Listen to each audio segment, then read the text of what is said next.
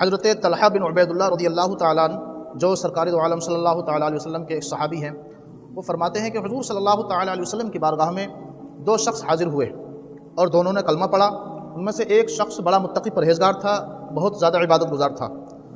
وہ ایک بار ایک جنگ میں شریک ہوا، غزوے میں گیا، اور جانے کے بعد میں اس نے بڑی دلیری کے ساتھ جنگ لڑی اور وہاں شہید ہو گئے، وہ ان کا انتقال ہو گیا۔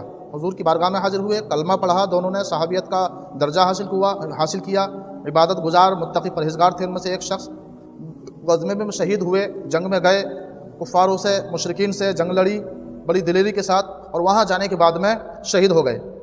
دوسرا شخص جو اتنا متقی پرہیزگار نہیں تھا، وہ 1 سال کے بعد میں اس کا انتقال ہو گیا۔ حضرت طلحہ رضی اللہ تعالیٰ عنہ ارشاد فرماتے ہیں کہ میں نے ایک خواب دیکھا، خواب میں دیکھا کہ وہ جو صحابی جن کا پہلا انتقال ہوا تھا، جو بڑے متقی پرہیزگار تھے، جو شہادت جنہوں نے پائی تھی، جنگ میں شہید ہوئے تھے، جنت کے اندر ایک محل ہے، اس محل کے اندر وہ جو بعد میں جن صحابی کا انتقال ہوا تھا وہ پہلے جنت کے اندر جا رہے ہیں، اور جن کا پہلے انتقال ہوا تھا جو بہت متقی پرہیزگار تھے، جو شہادت جنہوں نے جنگ کے اندر پائی تھی، وہ بعد میں جنت کے اندر جاتے ہیں۔ اب صحابی جو ان کا معمول تک کیا تھا کہ اگر کوئی خواب دیکھتے تو حضور صلی اللہ تعالیٰ علیہ وسلم کی بارگاہ میں آ کر کے سنا دیتے۔ حضور صلی اللہ تعالیٰ علیہ وسلم سے عرض کہ یا رسول اللہ، معمہ سمجھ میں نہیں آیا، میں نے خواب دیکھا جو متقی پرہیزگار تھے، جنہوں نے جنگ میں شہادت پائی تھی، تو وہ جنت میں بعد میں جا رہے ہیں، اور جو اتنے متقی پرہیزگار بھی نہیں تھے، جنہوں نے بعد میں جن کا انتقال ہوا تھا، وہ جنت کے اندر پہلے جا رہے ہیں، ماجرا کیا ہے؟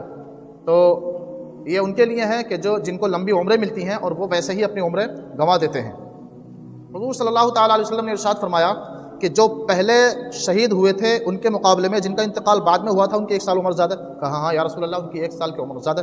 کہا تو پھر انہوں نے سجدے بھی زیادہ کیے ہوں گے؟ ہاں یا رسول اللہ، انہوں نے سجدے زیادہ کیے۔ انہوں نے روزے بھی رکھے ہوں گے زیادہ؟ یا رسول اللہ، روزے بھی زیادہ رکھے۔ ان کو رمضان کا مہینہ بھی مبارک مہینہ ملا ہوگا؟ ہاں یا رسول اللہ، ان کو ایک اور رمضان کا مہینہ مل گیا ہوگا۔ تو اس عوض، اس کی وجہ سے کہ ان کے سجدے، عبادت، ریاضت، انہوں نے جتنا بھی اپنا وقت پایا وہ غفلت میں نہیں گزارا، بلکہ انہوں نے عبادت اور ریاضت کی، اس نیکیوں کے عوض وہ جنت کے اندر ان سے پہلے جا رہے ہیں۔ گئے دونوں جنت کے اندر، لیکن وہ پہلے جا رہے ہیں۔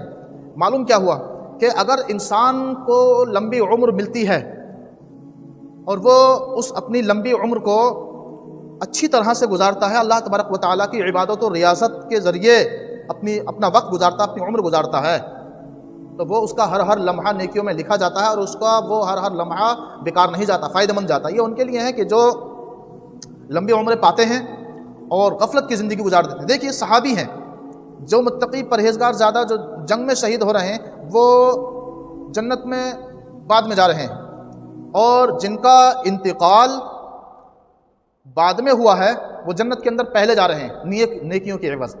تو میرے بھائیوں، دوستو، یہ جو ہمیں رمضان المبارک کا مہینہ ملتا ہے، یا اس کے علاوہ جو راتیں ہمیں ملتی ہیں، جب بھی ہمیں وقت ملے نیکیاں کرتے رہیں، اور خاص کر کے ہم اپنے وقت کو ضائع نہیں جانے دیں۔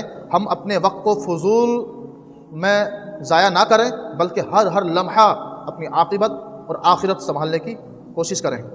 میرے آقا صلی اللہ تعالیٰ علیہ وسلم ارشاد فرماتے ہیں کہ میں جب معراج کے لیے جب میں گیا تو حضور صلی اللہ تعالیٰ علیہ وسلم نے ایک فرشتے کو دیکھا، اور وہ فرشتہ اتنا خوبصورت تھا کہ میرے آقا صلی اللہ تعالیٰ علیہ وسلم ارشاد فرماتے ہیں کہ اس فرشتے سے پہلے ایسا میں نے کسی کو دیکھا ہی نہیں، اتنا خوبصورت۔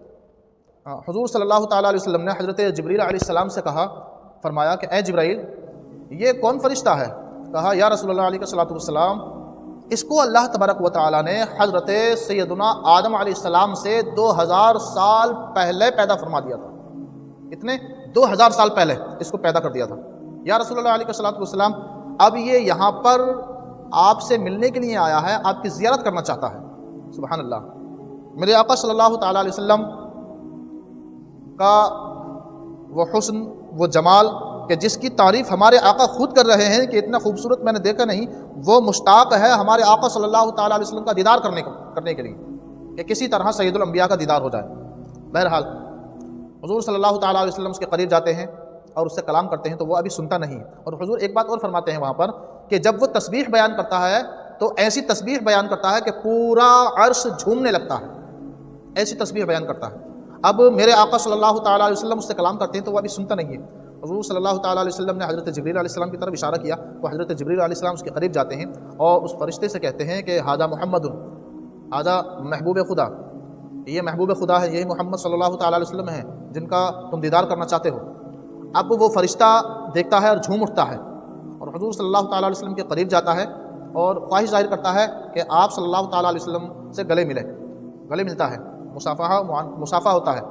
اس کے بعد میں حضور صلی اللہ تعالیٰ علیہ وسلم سے وہ فرشتہ عرض کرتا ہے یا رسول اللہ علیہ الصلوۃ والسلام، آپ کے لیے بہت بڑی خوشخبری ہے، ایک گڈ نیوز اس کو کہا جاتا ہے۔ اس نے خوشخبری سنائی۔ کیا خوشخبری ہے؟ کہا یا رسول اللہ علیہ الصلوۃ والسلام، اللہ تبارک و تعالیٰ نے آپ کی امت کو رمضان کے صدقے میں بخش دیا ہے۔ کیا؟ آپ کی امت کو رمضان کے صدقے میں خالق کائنات نے بخش دیا ہے۔ اچھا، حضور صلی اللہ تعالیٰ علیہ وسلم نے حضرت جبریل علیہ السلام سے جب یہ پوچھا تھا کہ اے جبریل یہ فرشتہ کون ہے، تو جبریل علیہ السلام نے یہ بھی بتایا تھا کہ یا رسول اللہ یہ آدم علیہ السلام سے 2000 سال پہلے پیدا کیا گیا تھا۔ اور حضور نے پھر پوچھا کہ یہ اس سے پہلے کہاں تھا؟ کہا عرش کے نیچے جنت، وہاں پر یہ تھا۔ اس آدم علیہ السلام سے 2000 سال پہلے پیدا کیا، اس سے پہلے یہ عرش کے نیچے تھا۔ بہرحال اب حضرت جبریل علیہ السلام بھی وہاں پر موجود تھے۔ حضور صلی اللہ تعالیٰ علیہ وسلم کو یہ خوشخبری سنائی تو حضور صلی اللہ تعالیٰ علیہ وسلم بہت خوش ہوئے۔ کیا کہا اس نے؟ کہ آپ کی امت کو رمضان کے صدقے میں خالق کائنات نے بخش دیا ہے۔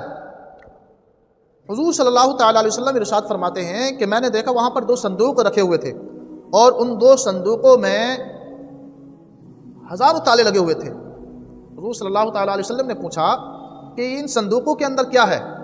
تو وہ فرشتہ عرض کرتا ہے کہ یا سید الانبیاء، یا رحمت للعالمین، اے محبوب خدا، اس صندوق کے اندر، ان دونوں صندوقوں کے اندر آپ کی امت کے روزے داروں کے لیے تحائف موجود ہیں، تحفے موجود ہیں۔ آپ کی امت کے وہ لوگ جو روزہ رکھتے ہیں ان کے لیے ان دونوں صندوقوں کے اندر تحفے موجود ہیں۔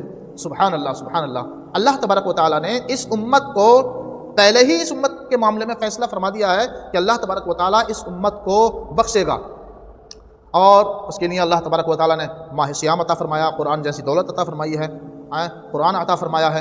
لیکن وہ انسان بڑا ہی بد نصیب ہے، اتنی خوشخبری ہمیں سننے کے لیے ملی ہے، لیکن وہ انسان جو رمضان المبارک کا مہینہ پانے کے بعد بھی غفلت کی زندگی جی رہا ہے، روزے نہیں رکھ رہا ہے، اپنے کاروبار میں لگا ہوا ہے، اپنے بزنس میں لگا ہوا ہے، تجارت میں لگا ہوا ہے۔ تجارت کرنا کچھ غلط نہیں ہے، بزنس کرنا کوئی غلط بات نہیں ہے۔ غلط بات یہ ہے کہ اگر رمضان المبارک کا مہینہ پانے کے بعد بھی اس مہینے میں عبادت نہیں کرتا ہے، اس مہینے میں روزے نہیں رکھتا ہے، تو وہ یہ نہ سوچے کہ اب ہم پر اللہ تبارک و تعالیٰ کی خاص عنایت ہونے والی ہے۔ جب رمضان کے مہینے میں اللہ تبارک و تعالیٰ ہر عمل کا بدلہ کئی گنا زیادہ عطا فرماتا ہے، نیکی کا بدلہ، تو رمضان کے مہینے میں اگر ہم روزہ چھوڑیں گے، کیونکہ روزہ رکھنا فرض ہے، تو سمجھو اس کا گناہ بھی بہت زیادہ ہے۔ تو یہ مہینہ ہمارے لیے بڑی برکت والا مہینہ ہے۔ اس مہینے میں ہم زیادہ تر، کیونکہ یہ جو پہلا عشرہ چل رہا ہے یہ رحمت کا عشرہ ہے، تو رحمت کی باتیں انشاءاللہ آپ حضرات تک پہنچا رہے ہیں۔